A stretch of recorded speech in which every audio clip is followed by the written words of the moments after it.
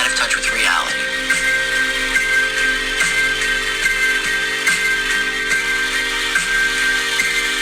I'm gonna ask you out. Bad chance. Lux, please put your shut on this instant. Are you, an aviation enthusiast? I don't know if I'd call myself an enthusiast, but, Do you like to wrestle?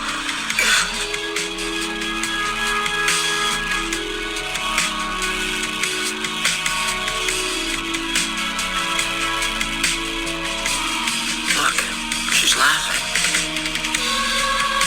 He made her laugh. My intentions for your daughter are entirely honorable. What might those intentions be?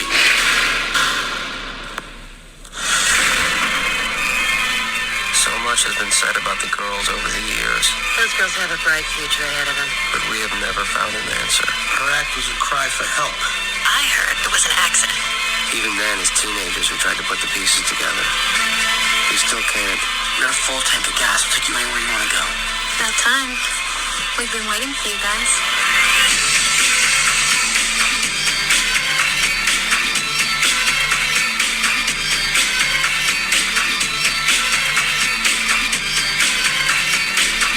You're not even old enough to know how bad life gets. Obviously, Doctor, you've never been a 13-year-old girl. Four sisters put their own lives in jeopardy. They'll all be gone by next year.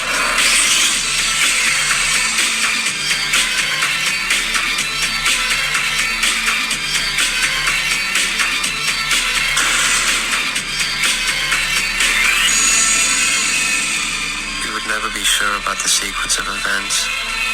We argue about it still.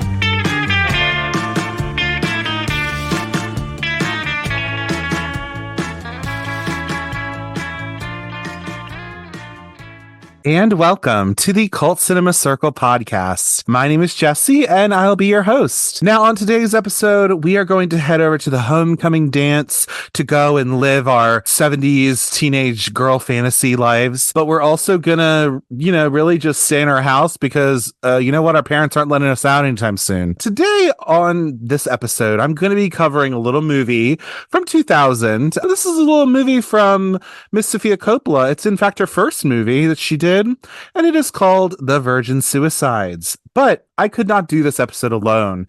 No. I had to bring someone here to talk about this film with and to have a nice little conversation about it. My guest today is a filmmaker. He is a podcaster, all around, media guy, media gay, if you will. You have seen him on his home podcast, the Release Rewind podcast, where I have actually been a guest on. But please welcome to the show, Mr. Mark J. Parker. Hey, Mark, how are you? Hello, Jesse. So good to see you again. I know you were just on my show. When was that? Last week as of recording. And something like that, yeah. So now we're doing Kathleen Turner Part 2. Yes, we are. Oh my God. We actually had that conversation after the recording. I will talk about her because I thought she was fantastic in this movie, kind of. Oh, yeah. Uh-huh. I think she's great. Yeah. Oh my God. I totally forgot she was even in this because I know. it's so curious. I remember the most, and we'll talk about them for sure. I remember the most, obviously, Kirsten Dunst and Josh Hartnett. So I forgot who the parents were. Yeah, a lot of good little faces that are recognizable throughout this movie. Oh, we'll talk about it. But yeah, Mark, thank you so much for coming on. The way I became familiar with you was really just on the internet. Yeah, like I just was like, hey, who are you? I found your videos on YouTube and I thought it'd be cute. And I think also too, like I have been getting into doing this for the show just because it's easier to try to drive traffic to your show when you have anniversaries and stuff. And especially this year, I mean, it's the 25 years for 1999. So Mhm. all the podcasts are doing the 1999 movies. You know what I mean? I I get it. know. There are Yeah. so many movies from 99. I'm actually holding a book right now that I've talked about on my show and on other shows I've guested on. It's Yeah. called Best Movie Year Ever by Brian Raftery. I Hmm. can't, rave about it enough. It's the subtitle is How 1999 Blew Up the Big Screen. And here is, I'm Yes. looking right next to Reese Witherspoon in Election. Right next to her is Kirsten Dunst on the cover of the book from this film. But Right. yeah, 99 was like no joke. Everyone was just pumping out memorable content. Hmm. Even the movies, right, that are like not as good are still like burned in our brain. They're still Yes. something. So it's wild. Yeah. Yeah, it is wild. It's so weird. And like, for you being that you were like a kind of a preteen turning into a teenager at that Yep. time, and me being like a little babe at that time, like Yeah. a little kid. But like also it's so interesting when you think of 1999 as a movie year, because I feel like what it was is that I don't know about this, but like my estimation or my thought is that really, I think some people kind of really did think that, the world was going to end. So they're like, let's get it Yes. out now. You know what I mean? I don't know what Seriously. happened, but Isn't like, that it's wild? The just crazy. Y2K scare, yeah, really did. And we were young. Like even I, Hmm. you're a few years younger than me, and like I remember Yes. hearing about it at school, hearing about it from my parents, on the news, like Y2K, like back up your computers, like things are gonna, happen.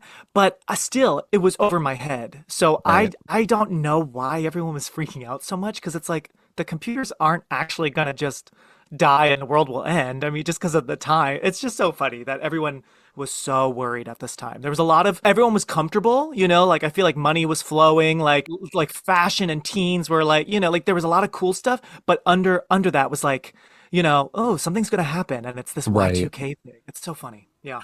It is. It's very odd, but yeah, I mean that's the estimation I have.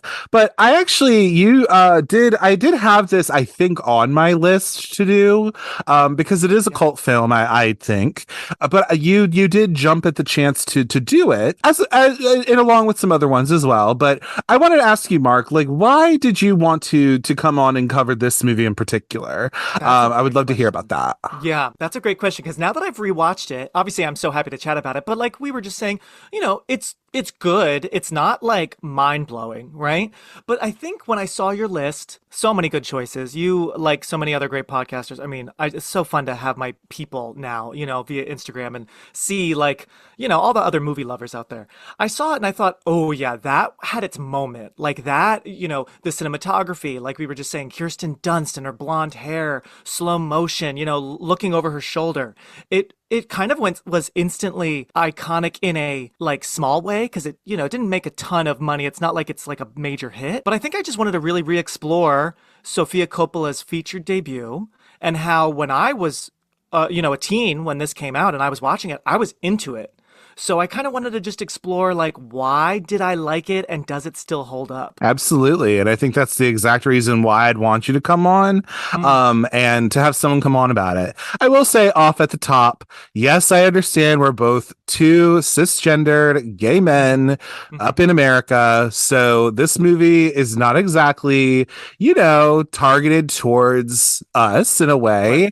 It's very much about female and growing up as a female and all this stuff, right?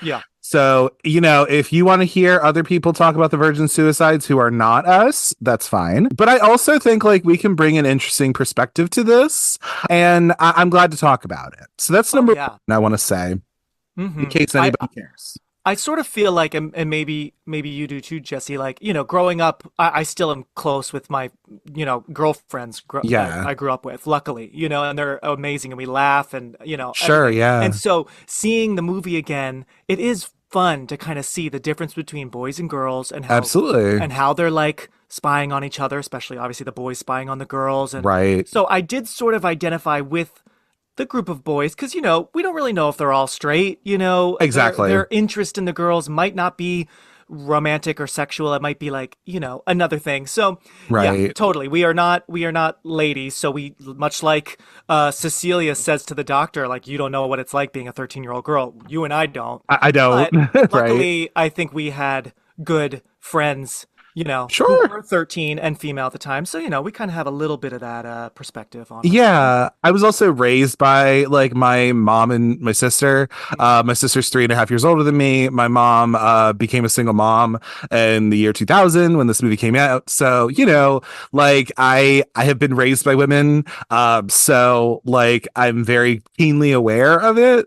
So there's that. So that's number one. Number two, I will also say, just want to give, if you would like some sort of a trigger warning to this. This movie is very, much talking about mental health and also suicide. And obviously, in the title, there is suicide at the end of this movie. Spoilers. So if you feel like that's not something you want to hear about, we will have to talk about it. We're not going to dive too deep into anything more than that, but just wanted to give that bit of a content warning in case somebody wants it. You get what I'm saying? So that's all. I wanted to put that.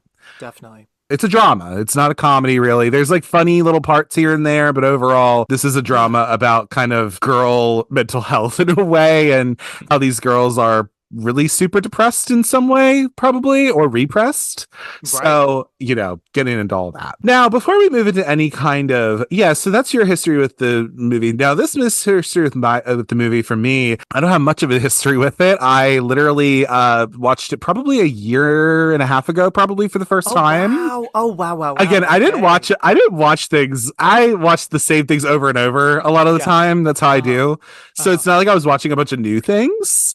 So this is a recent watch for me, post quote unquote pandemic, if you will, and all that kind of stuff. So that's all fine and well. So this is a recent watch for me. And like I said, I do like it enough. I think I told you before we started recording, like this is squarely like a 3 out of 5 film for me.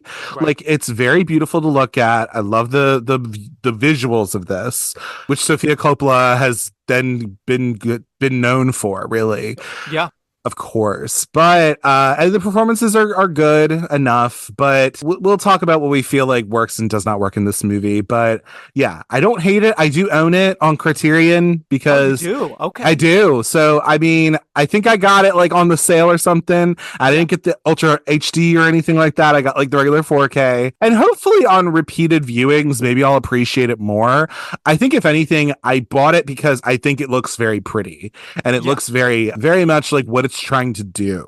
Whether I like the story or not is up for debate, and we'll talk about. But also, like, I can't turn down the visuals, Totally. Now tell me, Jesse, real quick. Sure. Did you buy the Criterion, DVD? Did you buy it without seeing it, or had you seen it? I had seen it. I already seen it. Right. Because there are those people out there, and I'm always like, what? Like I'm the blind buyers. Right, the blind buyers. I have done that in the past when I was a teen with soundtracks, just based on like, the vibe of the movie or like the trailer. I'm like, I feel like I'm gonna like this soundtrack. But I feel like I have bought very few DVDs without actually seeing the movie first. That's so those people that do that, you're brave. You're very courageous. I don't have that. I did see it before, and I did buy it because I was like, oh, it's on the because out of the Criterion, I don't know how many of them you own or anything. I'm almost capped at what I'm gonna get. Because there's only so many others that I'm like, I think I own all the ones I want. I have the John Waters ones. Nice. I have Election. I have this. I have Carnival of Souls, House from the 70s. Oh, yeah. I have Valley of the Dolls and Beyond the Valley of the Dolls, which I have not seen. Yeah. But I do own both of them because I will be covering both of them on the show at some point. I'm already planning on that, of course. Nice. So those are big ones. Those are big ones. They have to be. I mean, come on. But like, so they were bought for an express reason. And hey, you know what? If I want to sell it, I can sell it too. If I get tired of it enough. But yeah, absolutely. So yeah, that's my history with it. Is I didn't have much of a history, and that's kind of where I stand at.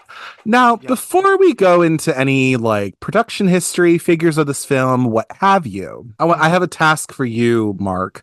If you had to explain to somebody, maybe who's never seen The Virgin Suicides before, what this movie is all about, how would you explain it to somebody? Oh, okay. You're taking a page right out of my show. This is great. Okay, so how would I explain The Virgin Suicides to someone who has not seen it? Okay, it's not that complicated, I think. I would say a group of neighborhood boys is just totally interested in following the lives of these beautiful blonde girls in the neighborhood, the Lisbon sisters. They all are, it's like one after another, like 13, 14, 15, 16, 17, right? One after the other.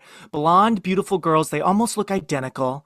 They're these ethereal angels. They're super mysterious. They have, pretty strict parents, especially their mom is very overprotective. We don't really know why. We don't get much backstory really at all in this story.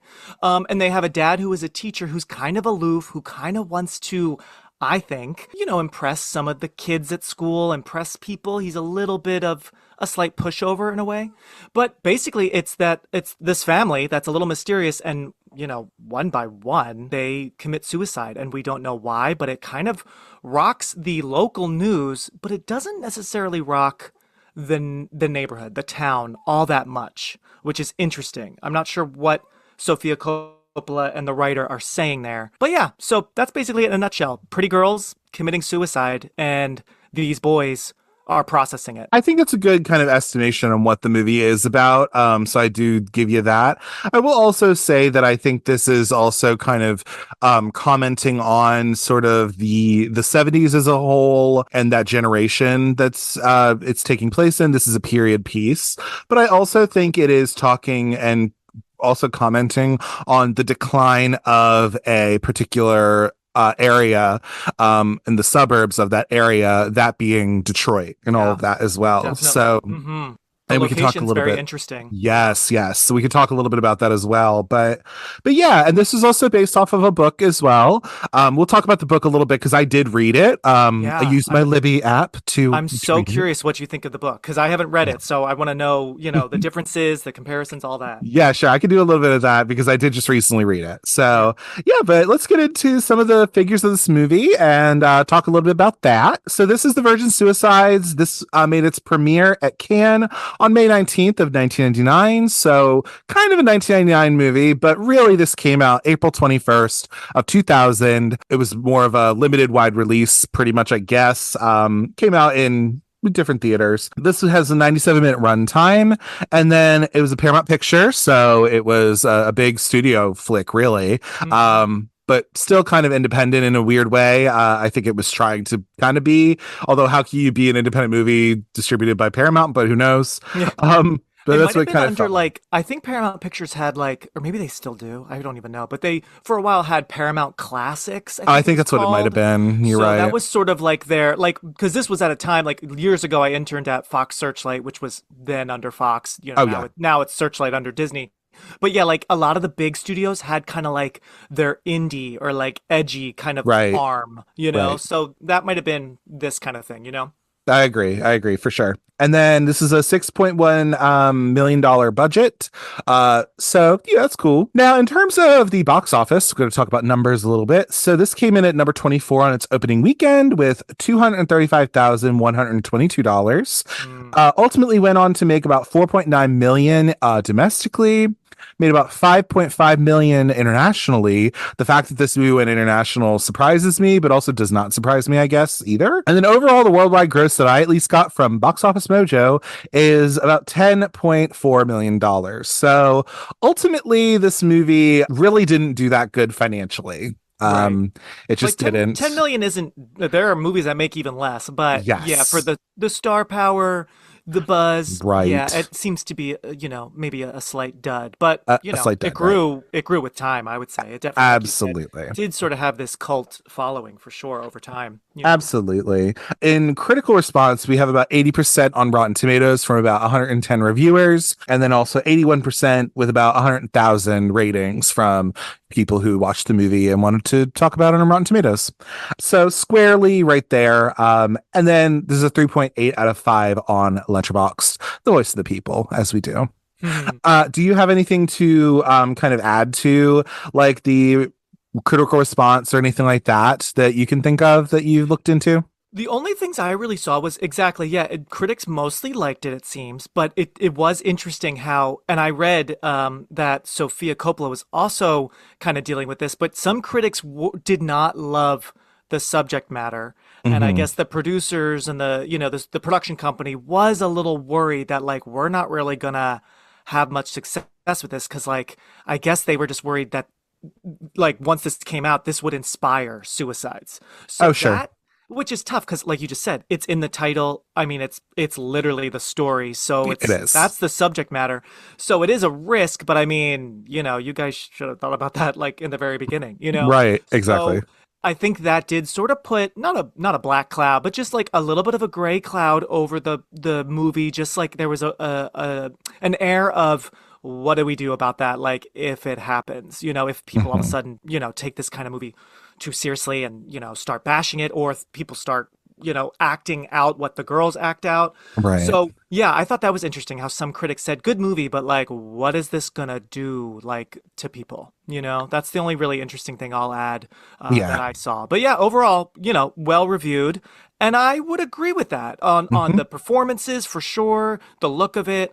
I think maybe just story. I don't know. Maybe we needed like one or two more events or something in the story to kind of like Sure. make it, something. So we'll get to there when we get there. But Yeah, absolutely, for sure.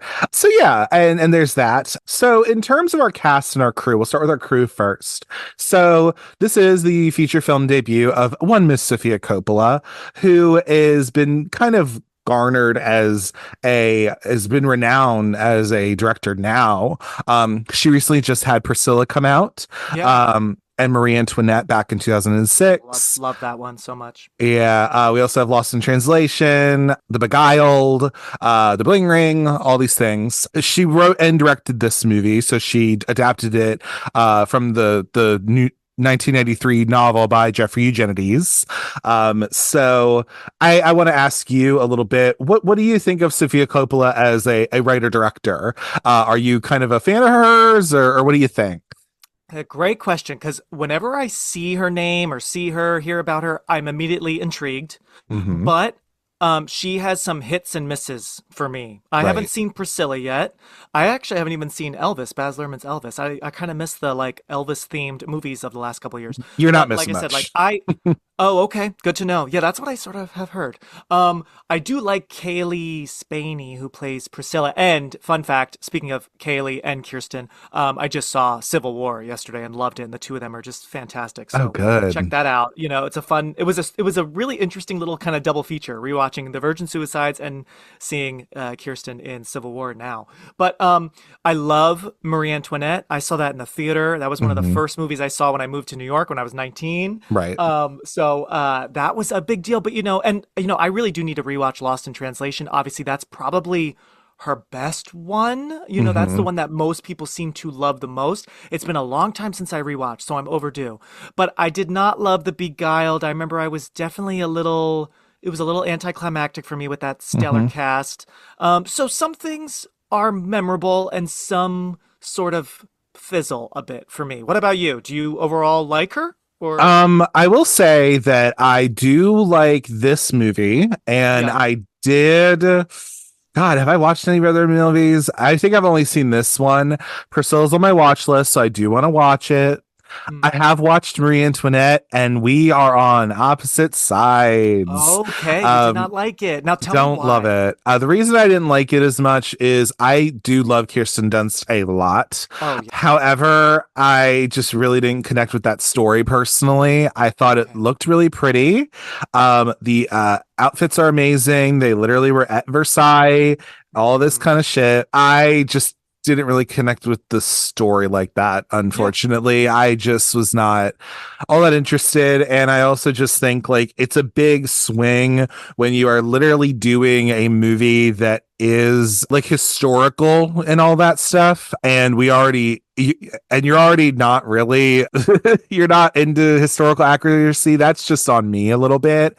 Yeah. Not that I need everything historically accurate, but I do think it's different having Priscilla Presley story. You get what I'm saying? Yeah. I hear you. Um, as opposed to Marie Antoinette, where it's like, well, yeah, Priscilla was also not she was also not a literal, like, government head either. So, Right. you know what I mean? It's like, Yep. I love Kiki, though. I mean, I love I her. love her. She somehow, I feel God, like, is like, still kind of underrated. Like It's Yeah. why has she not won an Oscar yet? Melancholia was, I mean, She was nominated. I don't she know was if she finally should have been nominated nominated for that, for but Power of the whatever. Dog. I mean, yeah, it's funny because like Civil War, she's excellent in, and I hope she gets Mhm. nominated. I don't know if she'll win because I kind of love that she takes these amazing roles, but like Yeah, a lot of them are not really showy, like many roles can be agreed. that get Oscar buzz. You know, she kind of Yeah, like seems to repel against that kind of nature, which just makes me love her more. But yeah, yeah, and like I said, like I know she's in The Beguiled. I love that she and Sophia,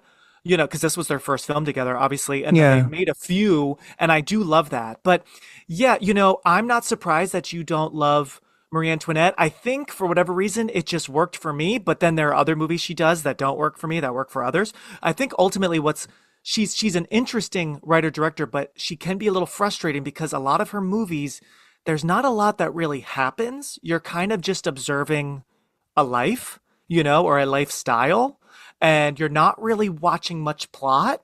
And so, that sometimes can get a little boring or a little tough to like sit through. So I totally get it. Even the bling ring, I thought that was going to be more fun than it ended up being. I thought that was like going to be real kind of like punk with these girls, and guys, robbing, I just thought it was such a fun story to because that was really happening. And then the movie, I've only seen it once and I don't really need to see it again.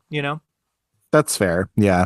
If you hear dogs barking in the background, I've yelled at them already, so it's all good. Oh, But that's so funny. Yeah, my dog's luckily right here chilling out, but you might have that's heard him totally like fine. crying and being a baby. So yeah, No, that's that's funny. fine. That's totally fine. But anyway, yeah. But I feel what you're saying, and of course, the thing is that she comes from privilege. Her dad is Francis Ford Coppola, like Yeah. obviously, like. But you Hmm. know what? Honestly, though, if my dad was Francis Ford Coppola, you better believe I'm taking advantage of something. Yeah, Like of course absolutely. I am. And we Hmm. found that acting is not her forte. Okay, Yes. and Poor maybe girl. she is right, but maybe directing is. And I think Uh-huh. if anything there are people who do like her stuff. I think for me Sophia is, and it really, and this is not a surprise or anything, but like she's about the aesthetic. That Yeah. is what it is. Hmm. And you can't take that from her. Whether or not the story works is up for debate. So Right. Yep. She's very that's all. visual. She goes for the aesthetic, like you said. She goes for a vibe. Yeah, She loves her movies have a music budget. It's like I for sure. forgot like the music in this movie. For And sure. sometimes it's like, am I just watching one long music video? So yeah, Right. you're so right. That's her style. Story might take sort of a back seat, but we're Yep. going for a ride through, a look, like a lookbook. Agreed. You know? Exactly. Exactly. Talking about the music, though, we have Air, who I think is a French band. And Yeah. so they are the composers of this movie. That is another thing, like you were saying, I think the music in this movie is so good. It's right there with the vibe of the movie, like having heart and just these different bands. I just thought was really good. Yeah, I love that. Anything to talk about? I think you already talked about the music a little bit, but do you have anything to expound upon with that? Yeah, no, just quickly, I'll just say, yeah, Air's like score is very strong, I think, because I feel like a good score is the kind of thing where sometimes you forget it's even playing, Yeah. like and especially towards the end when things get real heavy, there's a real shock. Yes. The music is great, yeah, but it's just also funny. Like I feel like Sophia or the producers, someone was like, let's really like get those '70s songs in Yeah. this movie and just blast them, to the point where it's like, okay, wow, we got it. We're in the, '70s. So, Exactly. but same thing with Marie Antoinette with a lot of her films, like the soundtracks that she compiles, it's impressive. It's just like she goes for that vibe, with the visuals and the songs. So we see it in Agreed. this first film. Agreed. I will also say we'll get to the book in just a minute, but I will say that the scene in the movie where they play records back and forth to each Hmm. other. Hmm. That is in the book. So you do have a list of Nice. what they play back and forth to one another, which is it's interesting as well. Oh, that is, yeah. Yeah, Yeah. you can definitely tell, and I haven't read the book, but you can, and I did hear, of course, and you read as well, that she really loved the book Oh and, yeah.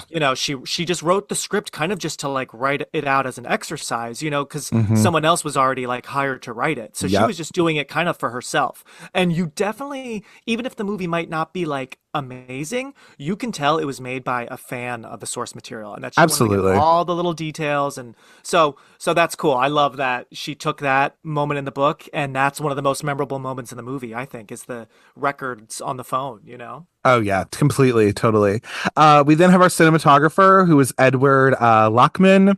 Do you know what else he did by any chance that might look a little bit like this movie? That's so funny. Well, I'm looking at your amazing cheat sheet, which I just love so much. This is like bringing me back to like working for the studios.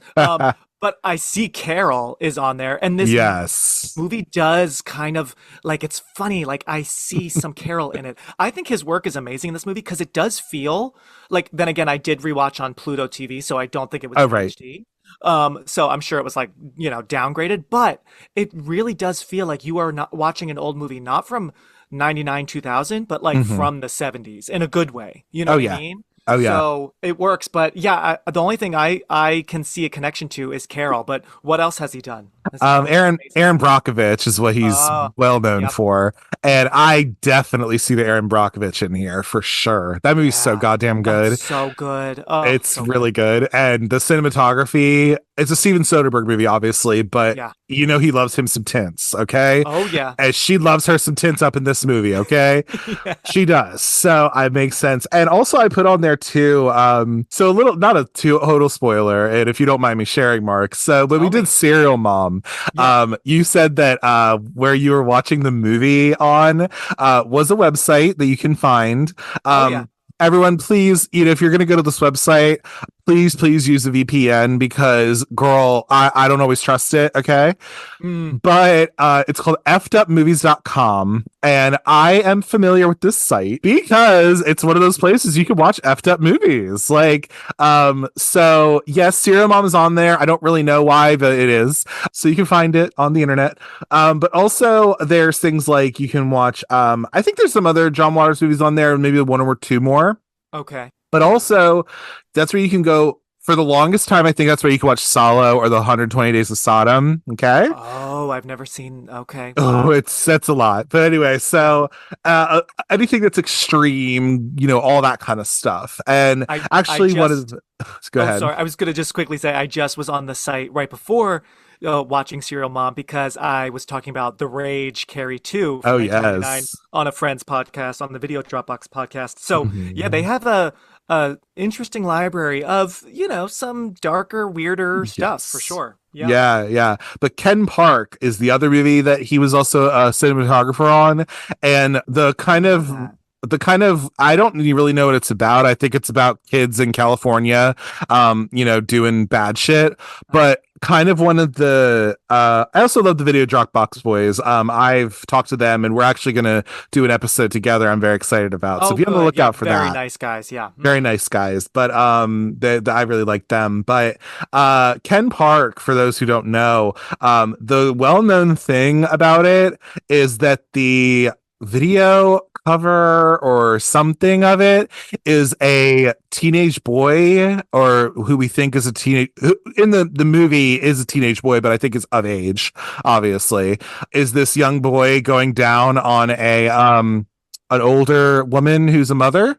Oh my. um Oh. and they're doing, yes, you see it in the movie, like, oh yeah. It's Wow. very much in the I don't know all about Ken Park, but it is on effedupmovies.com. I'm almost certain I think it might be a Harmony Korine movie. Correct me if I'm It wrong. definitely feels like it would It be. Let's see. yes. Go Is look it it? up. You do my Oh, research and okay. development. I'm looking it up. It's not Harmony Korine, but it's Larry Clark, Oh, there you go. who, There you go. yes, who of course, yeah, made Kids. Oh wow. Okay. And 100%.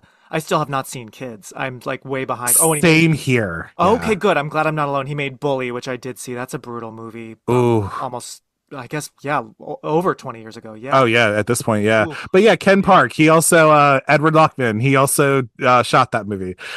No idea Okay. what the fuck it's about, but you know what? Listen, I plugged effedupmovies.com.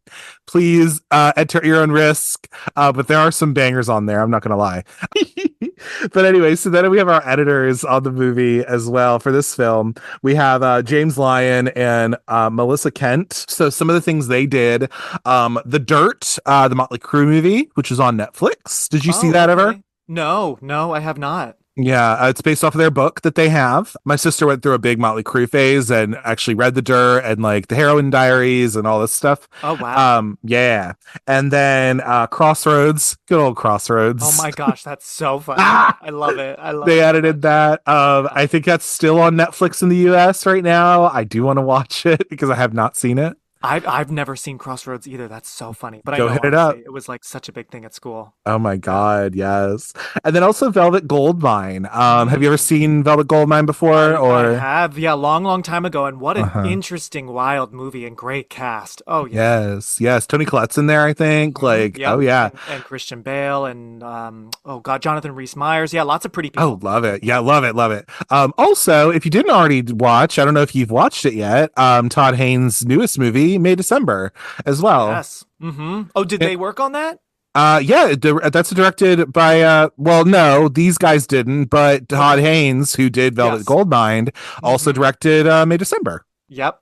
I didn't love May December. I wanted it to have a Hmm. bigger climax, and it sort of fizzled. But Fair. it's That's definitely fair. interesting. But I just kind of felt like there's a reason why it didn't end up getting that many awards nominations, in my opinion. That's fair. I understand, and I did like it, but yeah, Yeah, God, you, Julianne Moore with a lisp. I I mean, know. I'm Oh my down with it, gosh. but like, Yeah.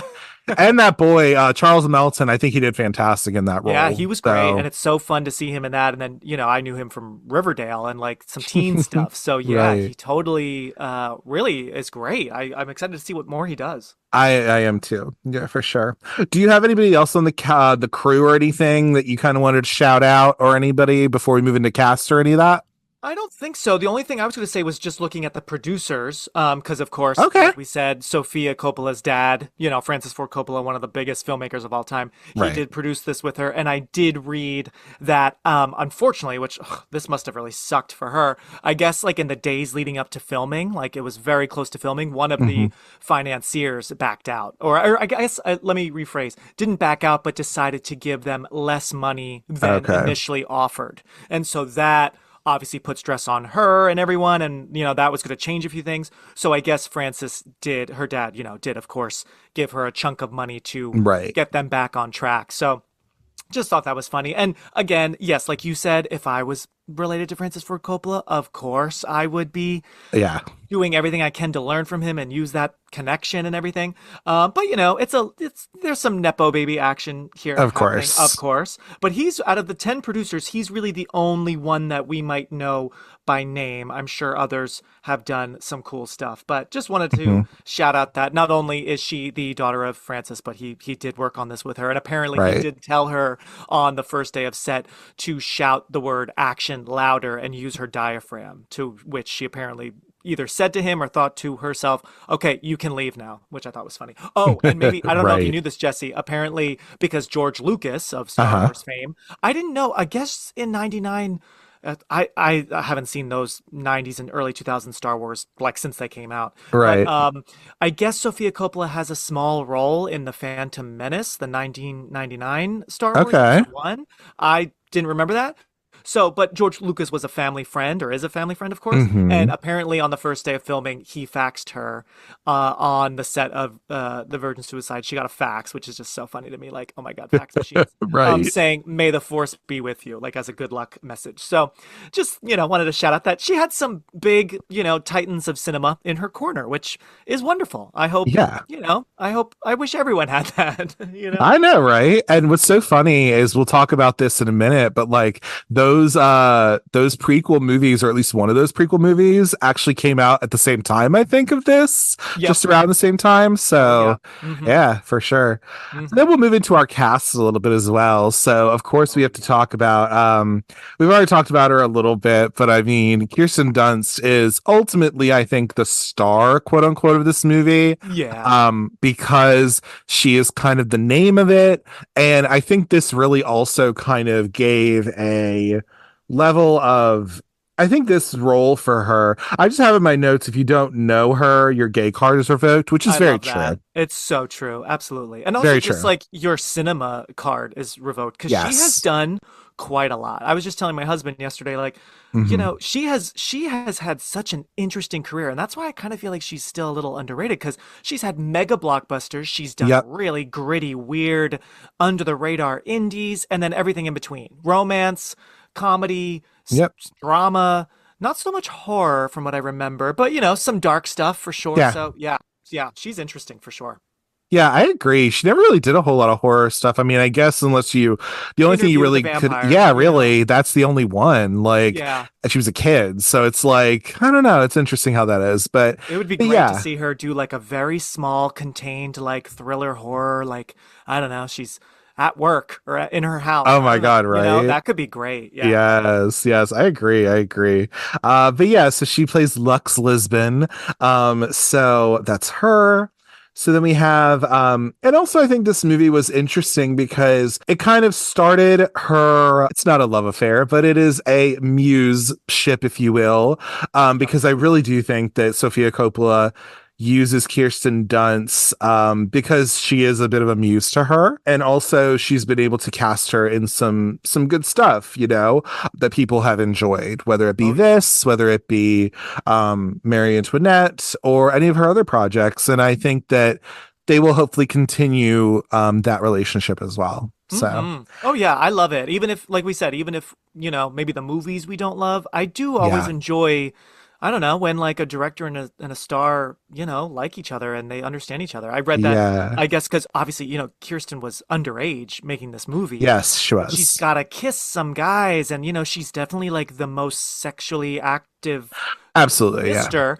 But I read that, Sophia was always making sure that Kirsten was comfortable. And I guess like the rooftop stuff, which, oh my God, can you yes. imagine making out with different guys on your rooftop? Like bad ass. Oh my Oh my God. God. But I guess during that, obviously, Kirsten was very nervous, like, having to like kiss people. So Hmm. I guess, and those shots are pretty quick, and we're not really like seeing all the details. It's just them kind of like writhing with each other. So Yeah.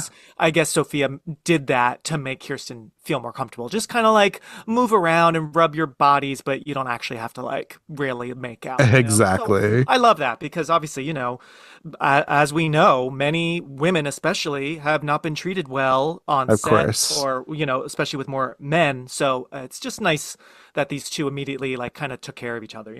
Absolutely.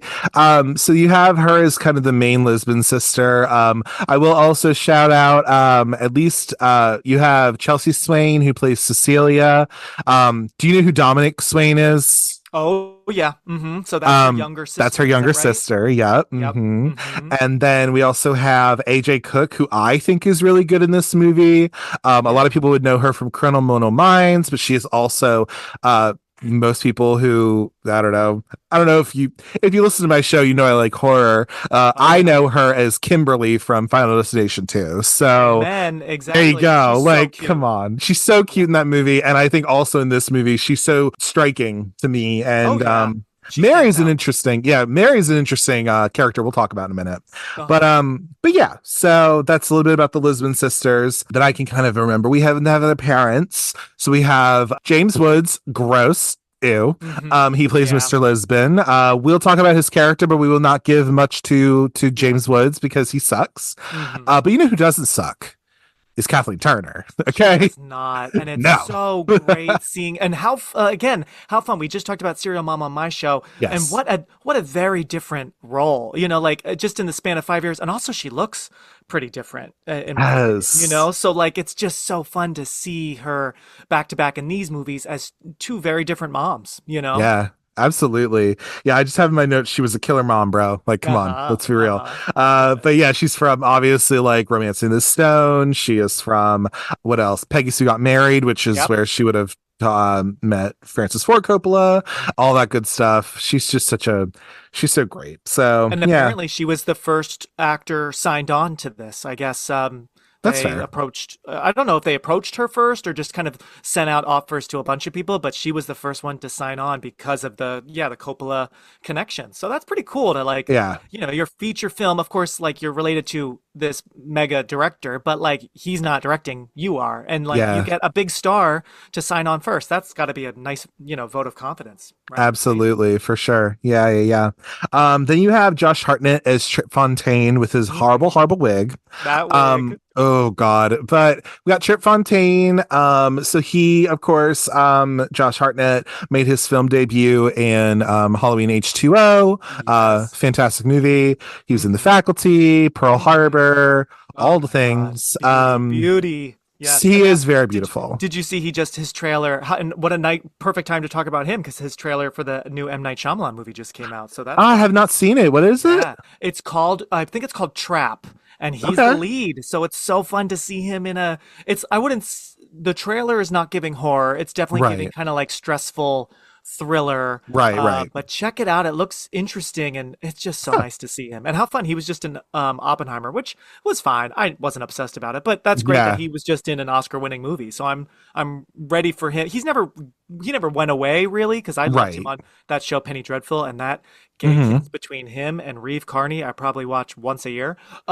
But Putting it in my notes. oh yeah, if you haven't watched that, Jesse, please I watch have it. not. Unfortunately, it's just the kiss, and then the episode ended. That was the big like Damn. whoa. And then the next episode, if I could be making this up in my mind, but I do think they're laying in bed together, Hmm. like shirtless, naked. I forget, but oh, the kiss is Love it. it's like it is passion, baby. So yeah, Penny Dreadful, great show. I never finished it because it kind of fizzled, but those first two seasons were really interesting on Showtime. But Yeah. no, it's just nice to, have him keep going because he's not always, busy. He's not always working. So I love seeing that. Yeah. Totally. We then have Danny DeVito making a little cameo in here. He really is really only a cameo. He is the psychiatrist at the school, psychologist, if you will. He's of course from Matilda. It's Always Oh Sunny in yeah. Philadelphia. One Flew Over the Cuckoo's Nest. All the things. So And of I course, guess, and it's so funny because like, I don't know if he worked with with Francis Ford Coppola, but I know he worked with Kathleen Turner a few yes. times before. So I completely forgot he was in this. It's so funny to see him, in his one scene. But yeah, love it. Yeah. Mhm. Yeah.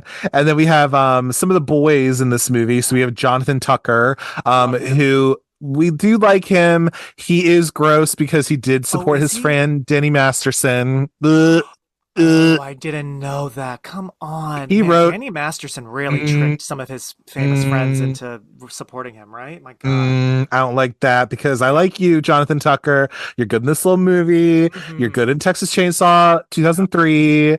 You're good in The Ruins Oh, even, yes, the but why'd you gotta ruins. do that? But I know. anyway, Okay. Yeah. but okay, but he's in this movie. He plays one of the boys.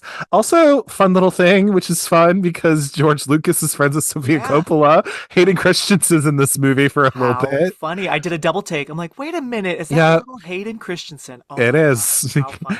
Yep.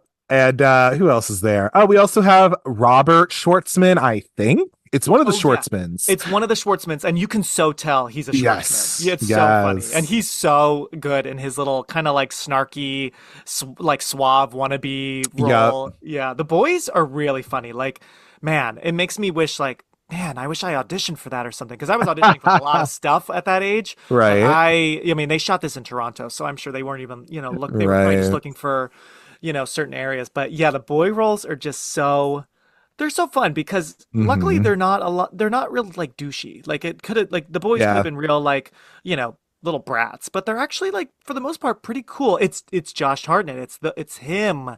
He's Yeah. kind of the bad boy. Agreed. Yeah, for Yeah. sure.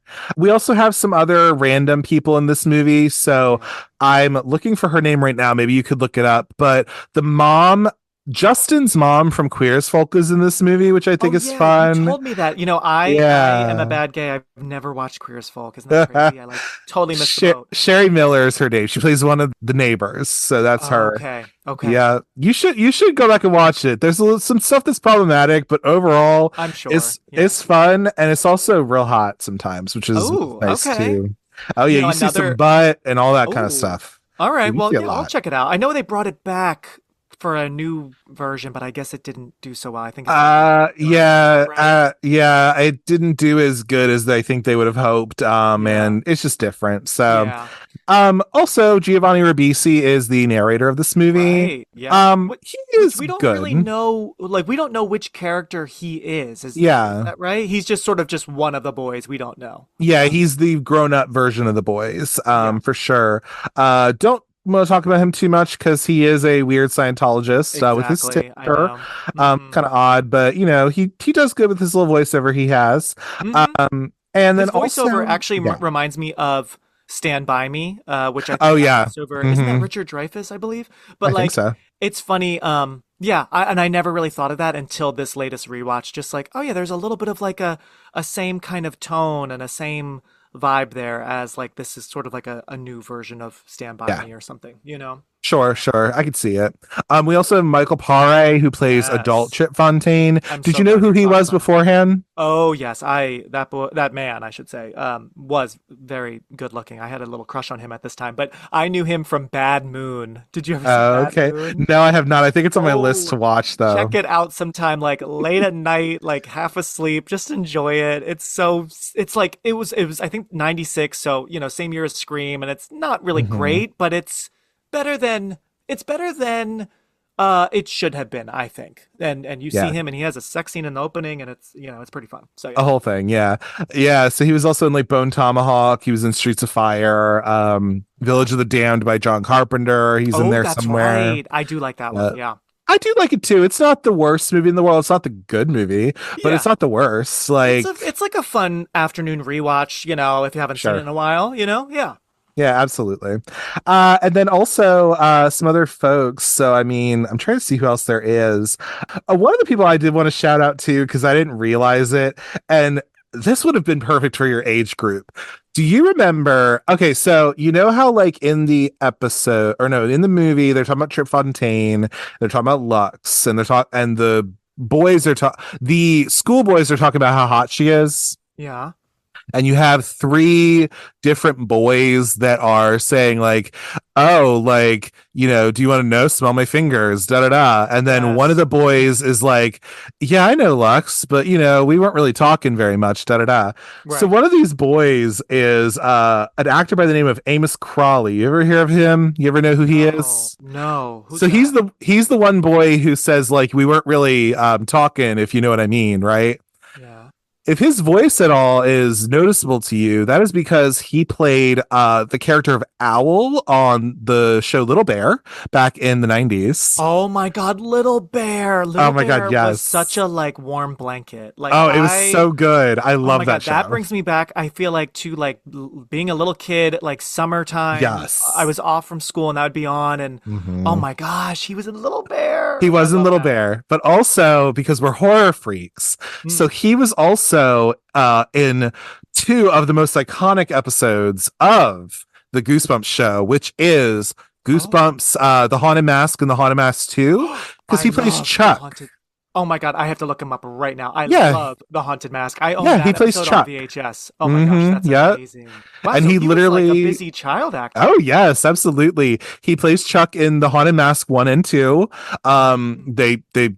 Him, Carly Beth, and Sabrina all got cast in both, so that's cool. They had to change Steve. They had to change him to whatever the fuck his name was. I don't remember his actor's name, but they changed him from 1 and 2.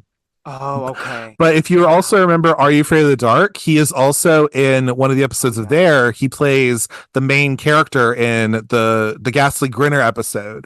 Ooh, that Um sounds familiar. Ghastly Grinner. yeah, it's this like weird comic book character that like makes you all crazy and has blue goo like dripping out of your mouth. Wow. Oh my God, I just looked it up and I remember that. Oh Uh-huh. man, what an excellent show. My He's God. got really horrible long hair. I see him Um and yep, I recognize this kid. Disgusting. Hmm. But yes, so that is Amos Crawley. He is also in the Virgin Suicides. And it was crazy because I was watching it and I was like not recently. The first time I watched it, and I was like, okay, this kid. But then I was like, wait, Amos Crawley's in this movie, because I am a stan for the Haunted Mask, Oh, and I was like, oh wait, he's in here, and I was like, that makes sense because this is all shot in Canada. So like, oh my God, you're right. Yeah, he's a true like Canadian. Oh my God, his he career, is. I am so envious. He's done some iconic stuff. He's done a lot of kid actor stuff, especially. He was definitely in there. That Yeah, is for so funny. And sure. you want to hear And a random little fun fact oh, about the fun, Haunted yeah. Mask? I love the Haunted Mask so much as a kid. Like I said, I like bought the Same. VHS. I had like the special cover VHS from the store. Oh, yeah. That the main character Carly Beth, she inspired me to tell people that because my name's Mark J. Parker, Mark Joseph Parker. Mhm. I've never been Mark Parker. I had Right, interrupt right. the syllables with an initial. So for a while there, I would say call me Marky Joe because my favorite character is Carly Beth. Oh yes. Oh my God. So You I are just so remember like the gay. I love neighbors it. being right. I know it's so funny. And before I knew, I'm just like, yeah, call me Marky Joe. And so some friends call me that to like make fun of me. But I just remember like some of the neighbors were like, okay, Marky Joe, how's it going? It Oh didn't my last too long, God. thank God. But it's all because of the Haunted Mask and Carly Beth. So there you go. I love that. Oh my God. What an Yep. icon. Also, you kind of mentioned it a little bit. Were you also like a little kid actor or something, or tried to be? Oh yeah, yeah. I had an agent. So I grew up 2 hours from New York City. So I was in Okay, South fair. Jersey, right by Philly. So I was either going into Philly or New York Right, at right. least once a week. Like I was that kid that like teachers would say like you're in danger of failing because you're missing like your end of the day class Well, you know so what? much. My art. Oh, exactly. Oh, I remember like my principal, who actually, I know that we're getting on a tangent here, but Oh, you're fine. my senior year high school principal was actually my fourth grade teacher. He like Right, left town, worked elsewhere, and then came back as our principal, and he was such a right, cool right. teacher. But I remember my senior year because I missed a lot of school because I was in a, you probably don't even know, it was a network called Noggin. It was like the Oh, I teen. know. You remember Noggin? Hell Yeah, yeah. so I booked like a lead role on a TV pilot that was sort of like the new My So-Called Life, new Dawson's Creek for Noggin, this whole Uh-huh. thing. I booked the role and then we all had to re-audition Okay. over the course of a year, and one by one we were all cut. But I ended up Aw. interning on it, which was interesting. But anyway, no, he like I was the kid that like he pulled me aside. He's like, "Hey, Mark, like I know you've been doing this for years and stuff, but like you are in danger of not graduating because you have missed so much school Right. your senior year because I was like working on shoots and stuff." So, Hmm. oh yeah, yeah, I still act every once in a while, but more behind the scenes now and I love casting and all that. that stuff. But I love yeah, that for you. Yeah. yeah, so that's why Uh, I'm like, I wish I auditioned for Virgin Suicides, these boy roles. oh my That would God, have been so right? cool. But yeah, didn't get the call about that. I guess if anything, because I'm just curious, like, what would be something? Is there anything that people would actually know you for, and or like, what was the biggest thing you ever got? I guess Oh because gosh, acting wise, no, they probably wouldn't know me acting wise. I did get stopped on the street when I lived in New York a few times Okay. actually, and this is no joke. From a very small role, very small. I had no lines. I was basically a featured extra in an episode of Ugly Betty, but I got a close up and I threw a Hey, listen, burrito that's at something, man. oh yeah, that and 30 Rock. I worked a few seasons on 30 Rock, first as like a featured extra, and then I was Kenneth, the page. I was his Oh yeah. stand for a season, Jack McBrayer. Oh, that Um, makes so much sense now that you so say that. I'm like, you and him do look a little bit alike. I'm not yep, gonna yep, and lie. they cut my hair like his and everything. So You're yeah, so just that was fun. you're the blonde, twinkier version of him, if Oh, anything. thanks. All right, I'll take it. Yeah. I mean, Um, seriously, like you're thin and blonde. It makes sense. Yeah, so yeah, and that show was so funny because like like they didn't have proper stand-ins for a big network show. It was just Right, like right. the woman who stood in for Jane Krakowski just also stood in for Kenneth. And it was like, wait, no, he needs his own person. But yeah, so I would get Right. like called out randomly for my scenes in those shows, but no, nothing really. And I did an SNL episode Hmm. once, but no, acting, no. I got like, I had an audition and callback for the kid in Magnolia around this time. Okay, yeah. Um, different things like that. I'm trying to think of Little like things cool here and auditions. there. Yeah, but no, you wouldn't know. You now know me more for my films. Like my Scream fan film is probably my most popular Oh, sure, sure. movie that I made. So yeah, and casting What Would You Do on ABC, I feel like it's now more behind the scenes stuff. Oh, You yeah, know? yeah, yeah. No, that's totally fair, and I think it's fair to talk about it just because like it's first off really interesting, and I think why Oh not? yeah. But Uh-huh. also just like yeah, like that shit, like I never got ever that far ever at all. So, Yeah, it's, and yeah. it's so wild because I'm an acting coach now. I coach and teach actors of all ages, and Hmm. I mean, thank God times have changed because like my dad and I would drive like an hour and a half, 2 hours to New York just for them to like Hmm. take my picture. Like that kind of shit would Literal. never happen now anymore. Thank God. That's one of the good things about COVID changing lives is no, just submit photos online or like just audition online. Now it's all Yeah. self tapes and stuff, but we would drive to New York, like I said, at least once a week, Hmm. where some of my teachers are just like, okay, you're not going to be here. All right, well, try to do your homework in the car, and Right. we'll figure it out. So yeah, and because I grew up right outside of Philly, like a kid I went to school with, we had the same agent, so we were up Hmm. for some of the same roles. So sometimes we would carpool, and it'd be a little weird because it's like we're like each other's competition. Wait, So who is this? this would be a friend I grew up with, who Oh. he's not like a name or anything now, but Oh, yeah, it's just just somebody you would being do. Yeah, yeah, yeah. yeah, just being kind of like in the suburbs of a bigger city, like yeah, there were a lot of child actors, and yeah, you just kind of like live that life, and it's weird and it's exciting, but it's also like not exciting at all. You're just like, I don't know, man. Oh Yeah. yeah, totally. I would barely tell people because it's like you didn't want to like talk about auditions too much because then you're like Yeah. overhyping. But it's like, where were you? I didn't see you at lunch, and it's like, oh, I had to go to New York, and they're like, oh, I had so a thing to do. I just had an I had a thing to do. appointment. Exactly. Yeah, yeah. Right, right. No, totally. So yeah. But, I think that's all fun to talk about and everything. But back to our movie, I guess. We'll Yes. talk about Sorry that. for the tangent. Oh, you're fine. I love tangents. That's what this show is all about, kind of. Mm-hmm. Because why not? It's how you get to know people. But Yeah.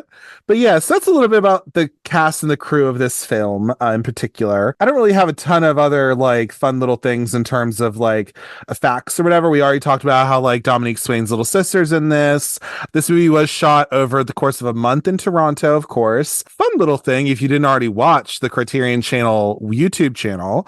Yeah, the Criterion Collection's YouTube channel. They had Dan Levy from Schitt's Creek on here, also Eugene's son, Mm-hmm. um, or Levy, and he talks about. So I think he did take the Virgin Suicides as one of his like picks, but Okay. also he talks about how when he was in high school or something like that. He was in a program for the summer. They talk about how they did like a little film thing, which is kind of up your alley. You like film and stuff like that, and you Yeah. do that as a teacher.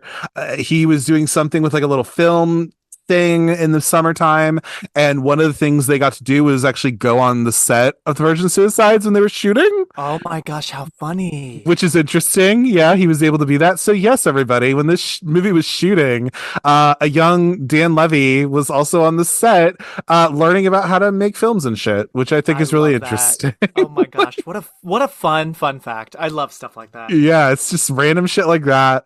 But yeah, I mean, but yeah, so this movie in particular, it was a film that is based off of a book. So I'll get into a little bit Okay. about that. So actually, I will say we will do a little thing like Mark has done on his show. So I guess we'll do a little bit of this when it came out. So I did not have him prepare this, but I'm Uh-uh. going to do it. So let's talk a little bit about what was happening on April 21st of 2000. Okay. Hmm. So this is a Friday. This came out on a Friday, and this is part of Generation Z, so it's a Gen Z. It was also Good Friday, apparently at that time, on this year. Oh, okay. It came out like what is that? Like Easter weekend, I guess. Yeah, yeah, for the well, yeah, so for I guess Australia, Canada, New Zealand, and United Kingdom, that was Good Okay. Friday. But Mm-hmm. yeah, I guess it did go international at some point, so it makes sense. Do you know what the top song of the time for Oh gosh. April 21st, 2000 was? Let me think. Like, I had just turned 13, so I'm really thinking of Mm-hmm. like middle school. What would it have been? Oh Mm-hmm. gosh, this is tough, Jesse. Would it be like Destiny's Child, something like that? No, no, it was not. It was a duo, is what it was. It was so the song was Santana featuring the product, Maria Maria. Oh my That was God, the yeah, that top was song at the huge. time. Yeah. Maria, Maria. Oh It's my God. so good. Yeah, yeah, it was Yes. catchy. Oh yeah, that's so funny. Also, not to bring the room down or anything, but this was the year anniversary of the Columbine shooting as well, which is Right. just, this is like literally the day after that anniversary. So that's not great, but still reeling, from it, of course. Yeah. Oh But yeah. but a little bit about some movies that were coming out. Do you happen to know what the number one movie at the time when this came out was? Ooh, let's think. Well, I actually was just looking because, as you did, Uh-huh. I saw on Instagram, post a movie that came out the year you turned 13. So, Yes, yes. and I was looking around like my birthday just to see, like, okay, well, when I turned 13, what was the movie? The number one movie I think was right around this time. It wasn't American Psycho, although that just came out. No. That wasn't as popular. Was it like probably was something like not that exciting for me? What was it? It was U-571, Yeah, which is exactly. about It's a a movie I German don't care about. submarine. Yeah. Uh-huh. But then right below it was Love and Basketball, which is super Oh fun. yeah. Yeah. That's a classic. Yeah. Some of the other movies that were also out at the time that were in subsequent weeks of release, you have Aaron Brockovich, which again was also shot by the same guy as who did the Virgin Suicides. Yeah. The Road to El Dorado, little animated feature. Oh yeah. Okay. Do you know what else was in its? I think it was in its sixth week. Was Final Destination, so that was still Oh, in so fun. theaters. I saw that in the theater. Loved it. Loved Yes. every second of it. Yep. In its second week, you're almost close. It was American Psycho. It was in its second week of release. Okay. Cool. Yep. I feel like another release that happened because this is a new release. I feel like you've talked about it on your show before. I've never seen this fucking movie. Gossip from 2000. Oh, Gossip. Oh, yeah. Yep. I didn't see it in theaters, but I definitely saw it once it was on video or on cable. It's not like that great, but the cast, like it's so funny how like pretty much everyone in that Mhm. movie ended up being a star. So, yeah. Yeah. That it wasn't horror, but like they were really leaning into that marketing. Like the Yeah. poster is like Oh a yeah. Scream poster ripoff. But it's more Literal. of just like a dark, kind of twisted drama. Yeah. That's so funny. Yeah. Check it out sometime. It's fun seeing I Kate do. just I like kind of want to check scream, it. And I Yeah. think it's James Marsden, if I remember. It is. Oh yeah, yeah. I talked about James Marsden recently. You may hear it on a future episode that I'm going to be guesting on. Go look it up with Sugar and Spice. I talk about that movie a little bit. Yeah, that's right. He is in that. Uh-huh. Yes, I talk about that movie in another movie on another podcast. I don't know if it's come out yet. We give side eye to James Marsden a little bit right now because he I did know. support Brian Peck. Disgusting, but Yes, and he has not come out with like a new statement or anything about that. So girl, come on. yeah, Yeah. what's going on there? I Mm-mm-mm. know. We also have American Beauty in its 32nd week in the box office. Wow. So, you also have Toy Story 2 still in theaters. Okay. Yep. The Virgin Suicides came in at 24, of course. Right Right. below that was actually The Green Mile in its 20th week. Okay. Wow. Interesting. Mhm. We Yeah. also have The Sixth Sense. It was in its 38th week in the theaters. It was still iconic. there. Yeah. God, what else? Boys Don't Cry apparently was still kind of going a little bit. They was still Yeah. kind of there. Boys Don't Cry is one of those funky ones because I was thinking about maybe talking about it on my show. Like it's a 1999 movie, but again, much like this, I think that was really only festivals, and then it had a very slow, limited release. So it's kind of hard to peg down like Yeah. when was it like out. So yeah, that makes sense that it Yeah. was out. Yeah, Yeah. and she had just won the Oscar right around that time, I think. Yeah, All true. three You're of them. right. Yeah. You're right. Mhm. And then you have Girl Interrupted as well in its 18th week as Oh, well. love. God, what else? Also, fun little thing. Kind of a very well-known Spanish movie, All About My Mother, was in the theaters yeah. by this point. Mhm. Snow Day, which I kind of want to do Oh, on the yeah. show because that movie is both a hot mess, Uh-huh. but also very indicative of the time. Yeah, I don't know, man. Oh It's yeah, weird. I remember that one. Oh yeah. I do too. Sleepy Hollow was still also in theaters Oh, love. by this time. I was in its 23rd week. I'm just going down the list pretty much.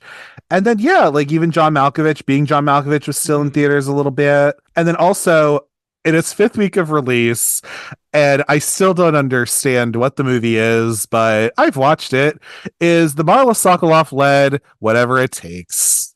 Oh, whatever it takes. Yeah, not a good movie. It's not one I need Nope. to rewatch, but I do remember Tied Up James Franco pretty well. Yeah. Oh yeah. Yeah. He's in there, and Shane West Shane is West, there. right. Mhm. Yeah, Good no, cast. not a bad cast, not a good movie by any means, but No.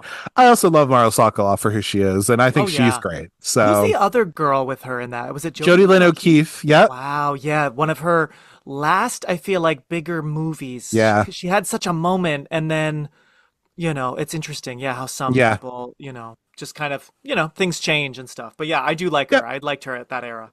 Me too. Me too. But yeah, this movie was shot. So it's a little bit about the movies that were going on at that time. I don't really know about the historical events because I didn't go all that deep into it. Yeah. So yeah, but that's what was happening at the time. But this was shot in Toronto in 1998. So that's all what was happening there. Yeah. Try to see if there's anything fun. So as you were talking about earlier, Mark, so yes, Mhm. this movie, Coppola wrote the script in about 1998 after this was already greenlit for another studio. Nick Gomez was the person who had written the other script, who he's gone on and done a few things here and there as well. He's actually a Rhode Island boy, funny enough, but Hmm. he's directed a lot of TV, a couple different things. He's the guy who actually directed Drowning Mona, if you remember that movie. Oh, he did that. Okay, I Hmm. did like Drowning Mona. That's like, oh, and that came out just a little bit ahead of Virgin Yeah. Suicides. That was like a spring 2000 movie, I remember. Yeah. Interesting. I just remember as a little horror lover, I was so ecstatic that Yeah. Jamie Lee Curtis and Nev Campbell were in the same movie Oh, together. So befitting, absolutely. It Yeah. ended up not being, an amazing movie, but it's fun. Little Danny Yeah. DeVito connection. Yeah, so he initially wrote the script, but the production company that owned the rights at the time, Muse, was dissatisfied with it. Right. After the rights of that lapsed, Coppola pitched her manuscript to the Muse executives, who later co-signed to co-produce this movie. Mm. But yeah, and I think at first this movie was going to be, I don't know if they had a director for it like signed up or anything, but I'm kind of glad it went the way it did because I feel like this handled by a man, I think would have been a way different film and probably wouldn't have been as Yeah. good as it would have ended up being, Yeah, I to be agree. I honest. think I think like just the nature of this story, it has to be a woman, right? Like it's funny to even think like they were thinking of a guy. And I had read that Yep. Nick what was his name? Nick Gomez? Nick Gomez. I read that his script was darker and even more sexualized. Yeah, which So is not what this and is. yeah, I mean, there's obviously sexual stuff because that's like, what the kids are doing, It and that's the it age that is, but they're it's only, I will say born. that, not to cut you off, but it is really the sexuality of this movie is kind of through looks. Yeah, And even in the story, it's kind of through looks. yeah, So yeah, I don't think this should have been a darker, more sexually explicit, not sexually explicit, but like, I don't think that's the vibe of it, which is probably why they were dissatisfied because as somebody who's at least recently read the book, those weren't the vibes, mama. right. Okay, that's good. Yeah, so her script obviously was closer to the book. Yeah, it is interesting just because I'm remembering, and I remember, seeing this years ago, like, whoa, in what we find Mhm. out to be her last scene, Yeah. Lux is undoing the kid's belt. It's like Yeah. it's like Trip turned her into this like sex addict almost or something, where like the only Hmm. way she could talk to boys, even when she was at her lowest point, she's about to go to the garage, Yeah. she's still undoing the belt and kind of giving him this seductive look because Yeah. it's almost like she thought It's a bit of a tease in that it's way. yeah, and like maybe she thought like this is it. Like all I can really bring to the table is just to be seductive, and so like, I'm gonna just it's just interesting that that's the first action or that's the last action she does with anyone else before she commits Mhm. suicide. It's very interesting. Agreed. Yeah, it's very interesting. But yeah, so this movie was shot in the summer of 98, like I said, and all of that. Yeah, I think a lot of this, so Coppola was inspired by Japanese photographer Takashi Homa, different photos of suburban Japan when she was choosing these filming locations. I think you can obviously definitely see that in Lost in Translation as well, Mm-hmm. especially since I think that takes place in Japan, if I'm not mistaken. Mm-hmm. So yeah, and yeah, I think that's all cool. Also, Roman Coppola, who is her brother, was the second unit director on this movie. So Yep. he, for example, did the scene where Lux is in the taxi home after she wakes up on the football field. Oh, okay. So God, he did that show. He did that that scene. scene is like so gut-wrenching. It's so good. It's so good. I mean, she looks beautiful how it's so blue. It's like early morning when she wakes up. But like Yes. that jerk, Trip Fontaine, Uh like it's his idea to take her to the field. Oh, it's all right. They're not going to worry. Yeah. And, you know, I assume he takes her virginity Oh, I think and, so. right? And then he just walks away. And then it is interesting. And you tell me, because maybe this is in the Sure. book. The only like quote unquote interview we actually see is of Trip when he's older and in maybe like AA or some sort of Yeah, like he's in a facility. he's in a facility like a rehab or something. So do you know, like, is that in the book? Do we spend much time with him as an adult? Because it's so strange that like out of all the people, you know, this fake, you know, interviewer could interview, they just interview him from what I remember. Yeah, yeah. So let's get into that now, what kind of a little bit of the differences are from this to the book. Yeah. So in this situation, so in this particular book, we do that is in there where we talk to Trip. He is interviewed as an adult. We also do get some people as well. So we do have, I think, at least Mrs. Lisbon, I believe, is also interviewed. Oh, okay. If I'm not mistaken. I think Mr. Lisbon is also, because they have divorced since. Oh, okay. So they're separated and they aren't married anymore. So I think they are respectively talked to in the future. In terms of anybody else, I can't remember a whole lot of those interviews that there were. I think just other men who were also like children at that time or kids. To talk about like what did you think of the lesbians or what do you remember about them and all this stuff to Yeah. kind of give you some of that. So that's there. As you were stating earlier, yeah, we don't really know who is the narrator of this movie. It's Right. really just kind of this collection of the boys, if you Okay. will, and that's still within the book as well. I And it's think what the interesting go ahead. because, sorry to cut you off. I just wanted to No, you're say one fine. thing about the narrator. I feel like, and I caught it while rewatching, and I really was paying attention to see if we were going to like cut to her because we even Mhm. hear towards the end, I believe it's, yeah, it's after all the girls have died. We Uh-huh. hear Kathleen Turner's voiceover. Um, Yes. which is she says something along the lines of I'm paraphrasing. I don't think I wrote it down. Something like, Right. you know, there was a lot of love in the house. Like, you know, she's basically saying like, Yeah. I don't know why they did that, but then we don't see her. So yeah, that's interesting that you said Yeah. in the book she might have been interviewed I because think she for a was. split second there, we do change narrators. It sounds like for just a bit to hear Hmm. mom's voice. So that's also an interesting choice because I'm like, well, oh, whoa, okay. Like Right. who's kind of guiding the story here? You know what I mean? It's Agreed. interesting. Yeah. Yeah, I believe that. Some of the other things that are not in the book. So there is a character. Um, they call him Uncle something or whatever, but he's a neighbor who is an alcoholic. And he's kind of like the night watchman, if you will. So he's also in there, and there's a lot of kind of sympathy that you have towards him because literally, as the Lisbon home and the girls are kind of decaying while they're alive, Yeah. he is also succumbing to his own alcoholism, but he's Interesting. kind of out of the book, or he's out of the movie. Hmm. But he is also in there. The big thing too is that you do see that Lux is having sexual relations with men on the roof of her mom's and dad's house. Yep. You find out that literally it's really anybody. So it could be married men, it could be young men, it's everybody who wants it, really, because that's what she's allowing herself to do.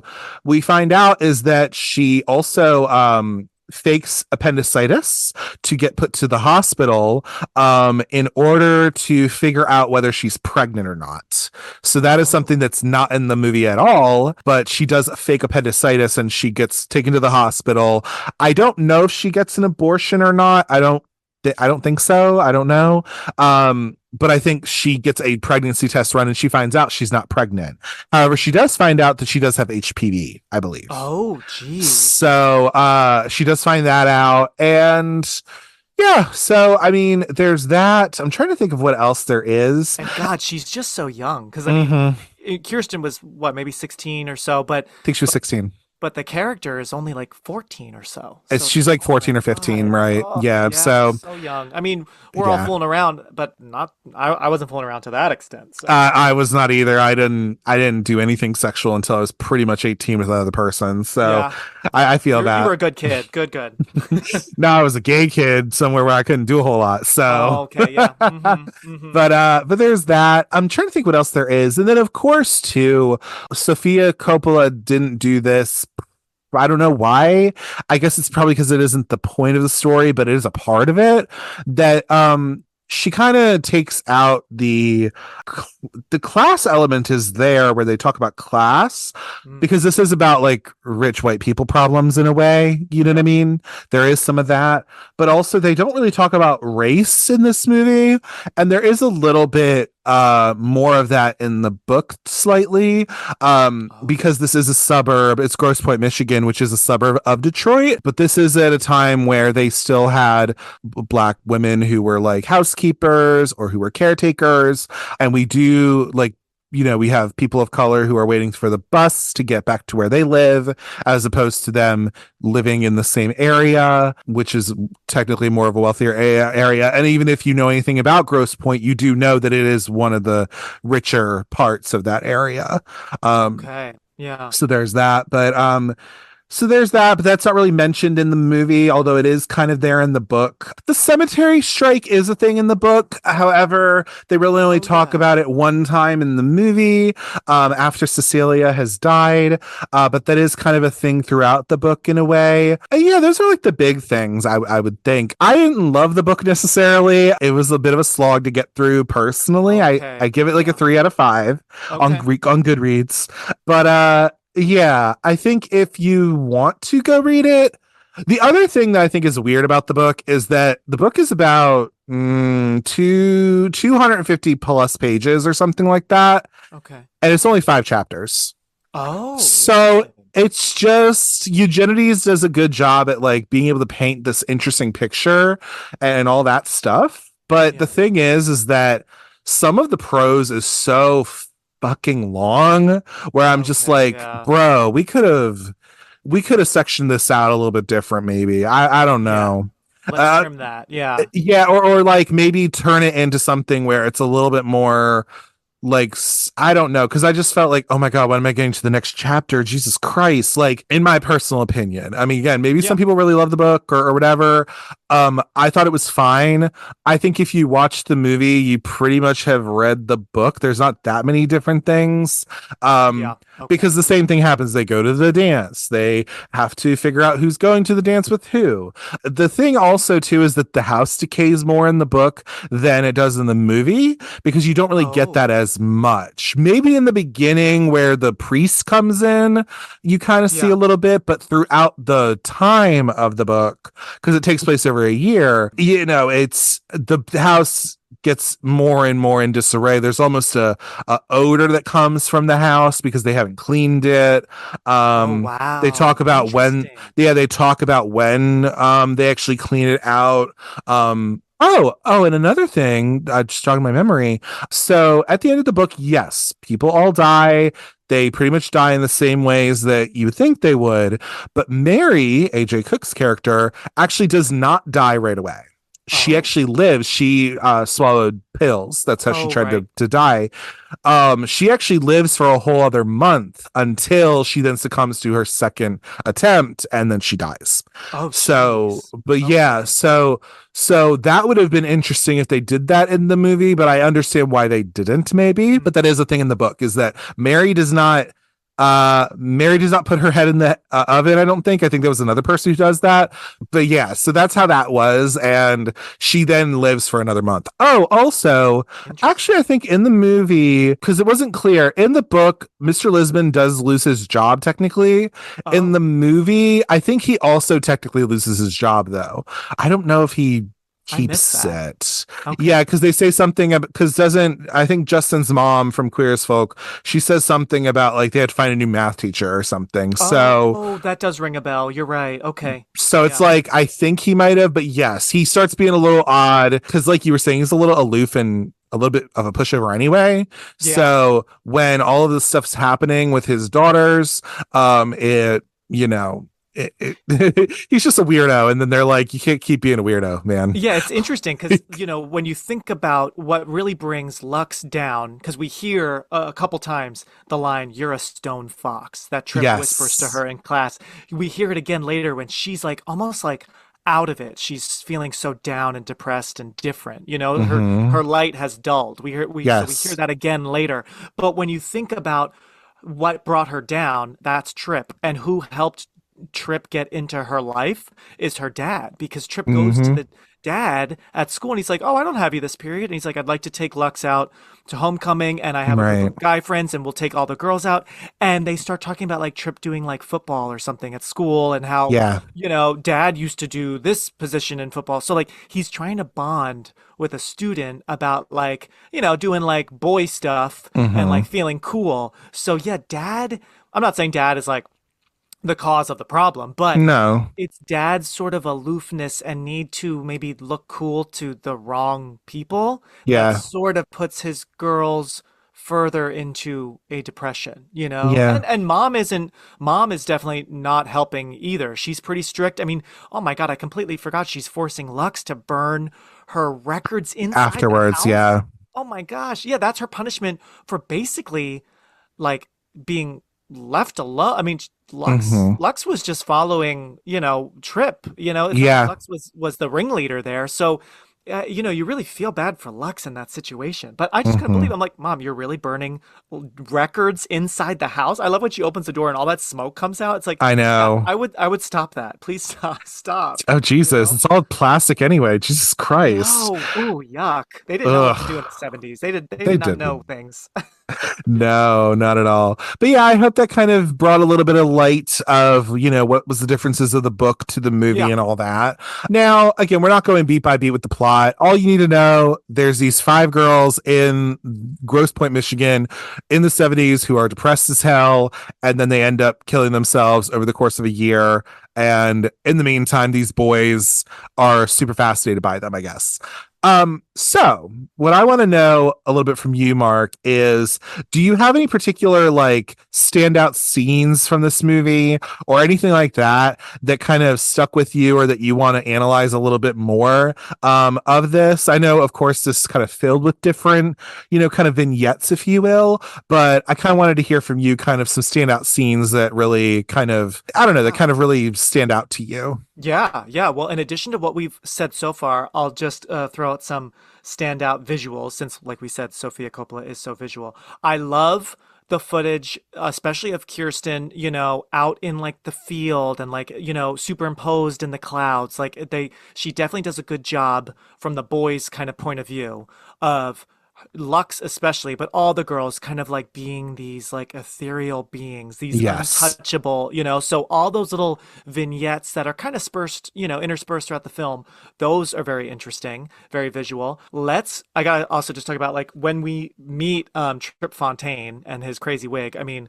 all Oh this my as God, as yes. a young gay boy, I mean, seeing Josh Hartnett in nothing but his bathing suit in the pool, I was like, oh my God. And then when he opens the door to some girl and he's just in a towel, I mean, that visual, oh my God, that was big for me. And I Uh, will say that yes, he's supposed to be a teenager, and I understand that and all that kind of stuff, right?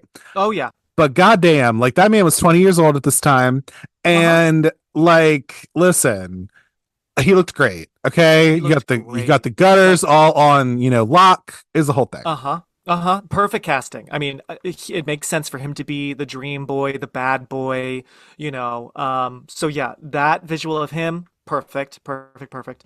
What else do I want to talk about? I guess the only other visuals, the scenes that really stand out to me are then, I'm sorry to bring it down, but it's the deaths.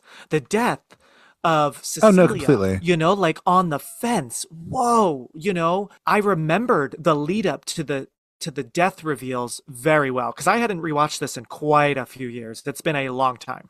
So I remembered, they're at the party downstairs and Cecilia wants to be excused, and then you hear dad screaming and then mom screaming. And I kind of forgot because it's shot in sort of a weird way where dad is like holding her, but she's impaled by the fence. I mean, whoa, that is gnarly. That is a gnarly way to go.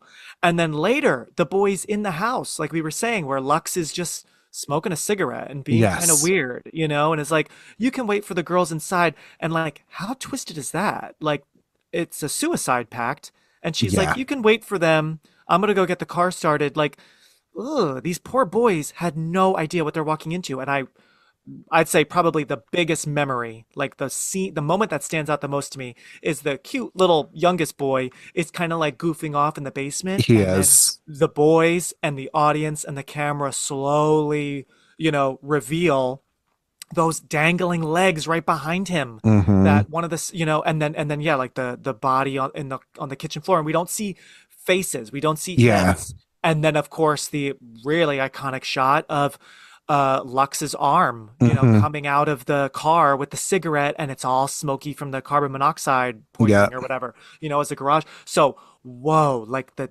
deaths are brutal. So that's why I don't Yeah. think the movie is perfect, because it's a drama, but it's also very Yes. much a dramedy. You're laughing, and like it's dark Hmm. comedy. Like after they're grieving Cecilia's body, oh no, I'm sorry. They're all screaming and in shock, looking at Cecilia's dead body, and then the Right. sprinklers turn on. Which I view that as, Yeah. that's darkly funny. And just hearing, lines from the neighbors. The neighbors are not kind. So Oh either no.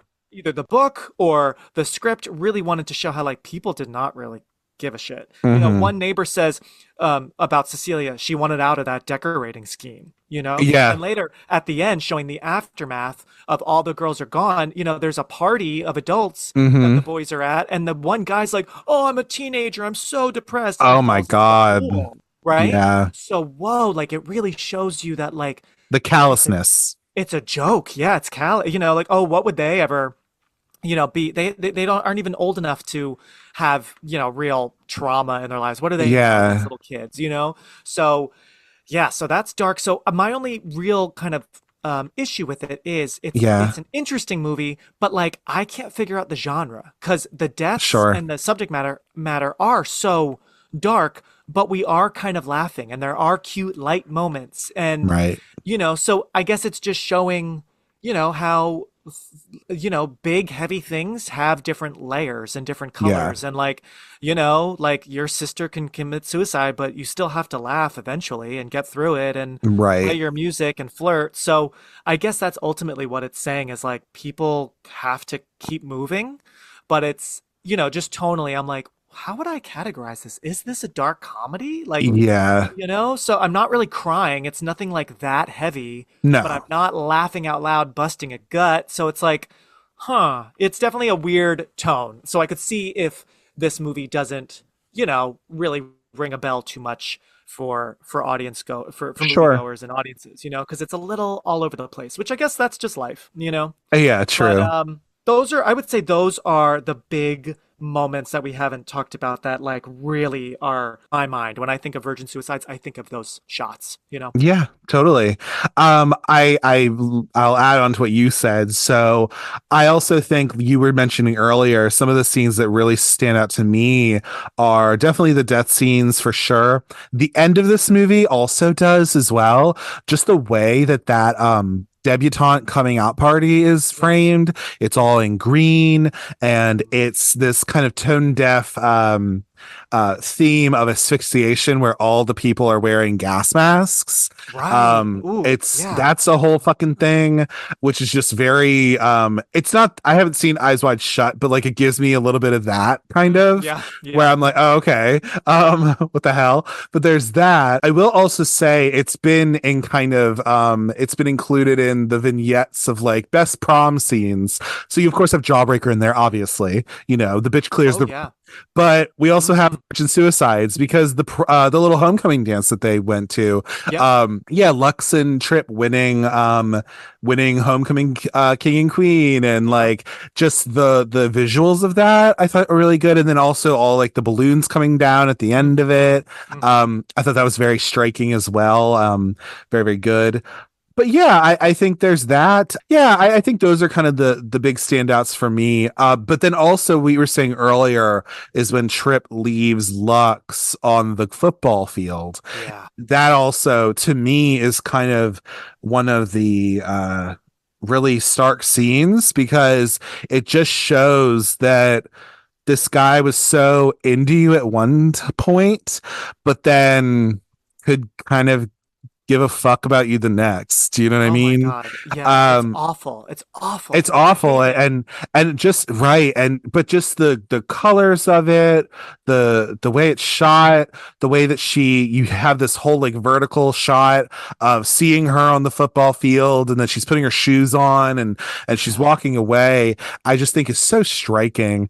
Girl, I haven't been there, but I've been where, like, I may have been doing a little something something at a bar, and they turn the lights on and off, and then somebody just pretends like they don't even know who you are. So Oh I've had that happen gosh. where Oh, you might be having some fun with somebody, doing a little something something, and then as soon as it's like, okay, last call, blah blah blah, and then they don't even know who the fuck you are. Like, oh, it's gays are the yeah. worst. Okay, listen, Yeah. but Oh like, God. but you Can have a be nice, very wonderful tough. husband, so I mean, there Yeah. you go. But Yeah, we're old married people. I wouldn't ugh, even know you how to know. date nowadays for a You were guy. literally like, what? But yeah, it's one of these things, but it goes back to that where it's like, Trip for some reason was so into her and was so chasing after her. But Hmm. then I guess once he saw what she was really about, or what she really is, which is a sheltered kind of, repressed, if you will, girl, uh, I guess Yeah. that's he just kind of just walked away. Yeah, just And got what he wanted, and oh it's my interesting because he God. even says as an adult, like, I did like her, like I was into her. I Yeah. just, for whatever reason, I was like, okay, I'm good. I'm gonna just walk away now. It's just Ugh. crazy. Yeah, it just Ugh. shows it. I guess it also shows, maybe that's Sofia Coppola just showing us like Yeah, what we've heard for years that, girls are more mature than boys. Like he just was absolutely. not mature enough to even figure out how to like, properly end the night with her. Right. Yeah. Make sure she gets him safe and all these things. Like, yeah. Yeah. Especially since this was a different time and all that kind of stuff. Right. But yeah, I think that's just what's really interesting. Also, when you first watched this, did you realize that Trip has a gay dad? Did you realize that? It's so funny. No, that kind of went over my head, and it's such a fun little detail. Was that in the book? Do you remember? Is that I like think it is in is the book. I'm not okay. mistaken. Yeah. I believe that if I'm not mistaken, it is mentioned that, yeah, his dad has a boyfriend. The mom, I think, just they got separated and all that. But I believe that's also in the book as well. His gay dad would not approve. How dare? I Like, know. I Like, don't what think is he that? would. I wonder what that's saying. Is that like, oh, because mom's maybe not around, he doesn't know how to like Yeah. treat Or girls? But even, no, like yeah, but dad would have definitely he right. tells him, like, here's what you do and da da da, and he's Yeah. giving him good advice. So it's like, Hmm. I'm just like, but why did Yeah. you leave her on the football field, you asshole? Like, what the I know. hell? At least wake her up if you really want to like go. Be like, Oh my hey, okay, we should God, get out of right. here. Like, come on. Yeah. Yeah. Oh my Huh. God, Yeah. crazy. Awful. So yeah, but those are some of the definite big scenes that I can kind of gather, because then that is kind of the means to the end, where once that happens, that's where everything changes. So there's definitely that. What do you think? We did talk a little bit about before we started recording. What do you think this movie? Because we'll start to wrap up in a little bit, but what do you think that this movie? What do you think this movie does well? I think we already talked a little bit about it anyway, but I just kind of want to make sure I hear that. But also, what do you think in this movie like does not work for you? And maybe hasn't aged the best, or whatever it is. Yeah, what are some things that did really well in this movie, but also what are some things that you're like, Yeah. okay, like I want to hear I about that for think sure.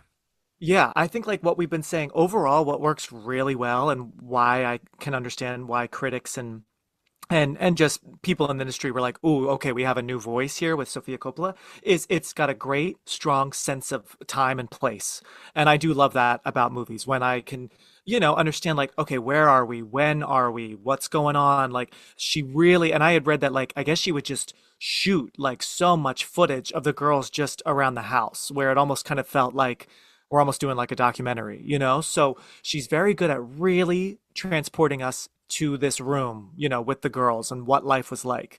But what doesn't work overall, like I was just saying, is just like the tonal shifts. It's kind of funny. It's super bleak and like super kind of like scary and shocking, you know, that I just think Like it's a little unclassifiable for me sometimes because yes, overall it's a drama, but like, well, what kind of drama? Like, it gets a little murky because we're doing lighthearted stuff and then we're really heavy. And I think like what I originally was saying was I almost just wish maybe if it wasn't in the book, which it sounds like it wasn't, maybe Sophia just added a couple more moments that help us understand why these girls are going to do what they do because it's Yep. all very kind of vague. I mean, I shouldn't say very vague. We understand some stuff, but is it enough to like really go do that? I don't know. I think I needed maybe just, maybe is mom or dad like hurting them, or is someone else saying something nasty or doing something, like I don't know if it was enough to go from point A to point B in my mind. So that's just maybe a personal thing. Um, but yeah, I would say it's for me the hardest thing is just the tone shifts, and with that is sort of like, well, whose story is this? Who is the lead? Whose voice am I listening to the most?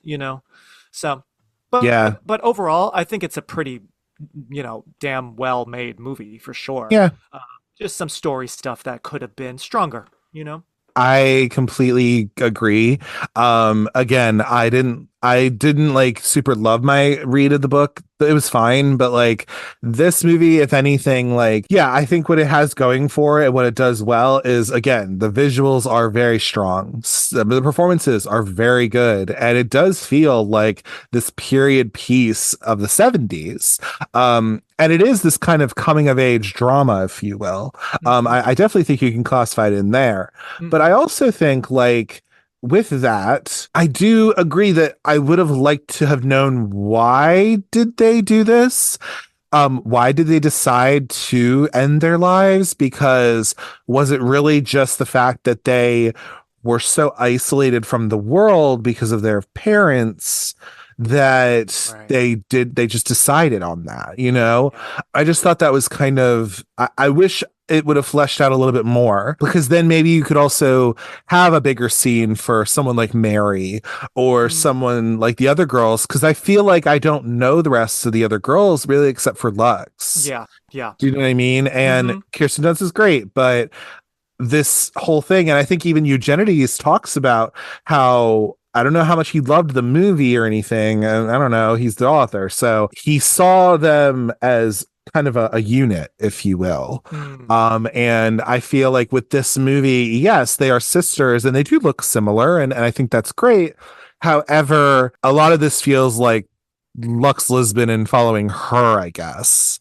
Yeah. And all that, which again would have been fine, but it's all about the sisters. But it feels Yeah. like it's about one sister. So anyway, Yeah. um the other thing I think maybe doesn't work as much, I will also say too that the character of the boy with Down syndrome is in the book Mm. as well. And that's Right. who Cecilia kind of like, she likes him, and she thinks that he's like interesting.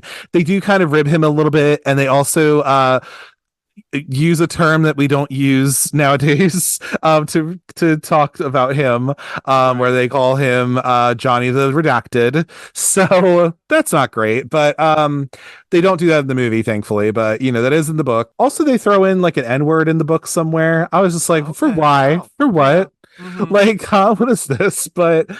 But yeah, I think what doesn't work for me as much is yeah, the story stuff. I wish that was a little bit more fleshed out. I could have used I'm glad that it's like a 90 something minute movie. I would have even been okay with a little bit more, just a bit, Hmm. to kind of Hmm. have that. And It does move fast, but it does. sometimes fast is like, oh wait, that's it? Fast isn't Right. always like great. So Hmm. yeah, I know I what you mean. agree. And I think for an auteur like Sofia Coppola, who I do think she definitely has a certain style to her. This is an interesting way of being able to come out of the gate with it. But I also think like it would have been nice to flesh these people out just a little bit more, to Hmm. figure out why they decide to take their own lives. And since that's kind of what it's all about. Also, just the thing of the boys in general. I don't know. The thing is, and I've heard this kind of criticism, is that yeah, Eugenides is good at being able to write sympathetic male characters, but he doesn't do the best with female characters. Mm. Hmm. Um, because yeah, these boys, if anything, I understand why they're like infatuated with these girls and all that to a point, but I'm also like, yo, why are you little creeps though? Like, I don't know. Like, Yeah.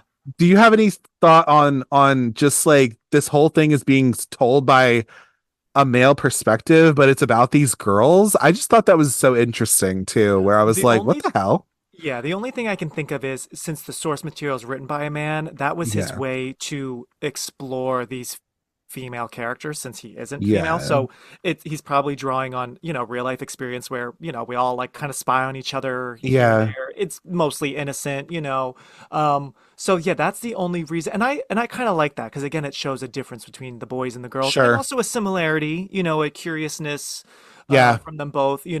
So that's why I think they are always thinking about these pretty girls and so Hmm. intrigued by them because I would imagine he was probably the same way with his guy friends, with Yeah. the neighborhood girls. I feel And like that's kind of a nice he was classic inspired trait. too by his Yeah. somebody in his neighborhood or somebody when he was older in college or whatever, like a babysitter of like a younger sibling of his, said that she had a suicide pact with her like sisters or whatever. So I think that's kind of what generated the story Okay. in a way. So it's again, they don't know much about these girls and they're kind of filling in a lot of the blanks, if you will, from what I kind of gather. So yeah, I feel like they almost feel like these girls feel like on such a pedestal, right? Hmm. And for better or worse, I'm just like, okay, I guess, but like they're just girls like anybody else. Yeah. And yeah, I just think like that's so interesting. But I do think the movie improves upon the book, which is good because I feel some empathy for the Lisbon sisters, and I feel horrible that they decide to take their lives and they decided to do that because it really is just this domestic drama where everything's kind of breaking. But if anything, it does improve upon it from the book, which is a good thing. But That's good. yeah, that's cool. And I guess to kind of wrap a little bit of it up, like, why do you think this movie has kind of a cult following like it does? What do you think the legacy of this film has been? And yeah, I think that's a kind of a nice little button to end it on. No, that's a great question because I'm not totally sure other than I think it's kind of become a cult classic because it's Sofia Coppola's first feature film Hmm. and in a long career of interesting work. Again, like we said, might love it, might not, but it's interesting no Hmm. matter what.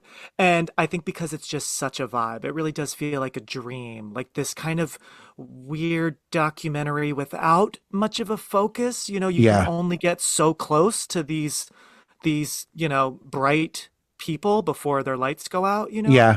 So I think that's it just kind of feels like this dreamlike movie where we're just kind of moving along and seeing what happens from a distance. But before we head off, thank you so much for coming on the show. I really do appreciate it.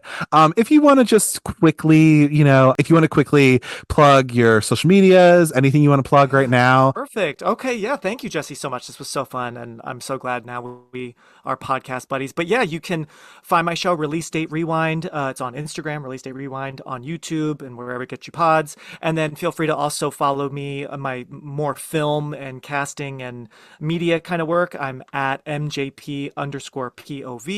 And you can also see actually most of my films on my YouTube page, Vimeo, and some are on Amazon Prime. They're all over. But yeah, and feel free to follow me, and I pretty much follow everyone back, and I love to, make friends that love movies. So thank you, Jesse. All right, thank you so much. So, in regards to this movie having the cult following that it does, and all of this, all of what Mark has said for sure is like the fact that this was Sofia Coppola's first feature film debut. It really kind of came out of the gate to show what she can do in terms of style, in terms of her cinematography, her direction, and all that stuff, which I then just think set her up to become this sort of notable auteur of films, which then let her have her different movies she's had. But I also think that this movie in particular has had this cult following because it really struck a nerve with girls of a certain age. Also with boys of a certain type as well. I think also really enjoy this movie for what it is. And it's really, as I think Scott from the Movies That Made Us Gay said when they did this episode, it's an art house film for teens, which is very much true. So I can definitely get behind that. And I think it's just a different kind of film to have in the teen movie genre, if you will. So I definitely think that also kind of makes this a cult film and really just kind of cements it for that. And I do think this is at least worth a watch, if anything. As me and Mark explained, like, this movie is something where, for me at least, it's a 3 out of 5, but I do think it's at least worth a watch for the visuals, the story, all that good stuff. It is on Criterion Channel. If you ever have that subscription, and as Mark stated, it is on Pluto TV. You can find it for free some places, which is good. It does have a Criterion Blu-ray if you want to get that. But yeah, definitely give it a watch. It's not the worst movie in the world. And it's definitely, if you're at all a Sofia Coppola fan or you're at all interested in her stuff, maybe you watched Priscilla and you really got into that, like, great. And if you've never seen The Virgin Suicides, go watch it because, it's the start of that. So, but I think that brings this all to a head. We normally do.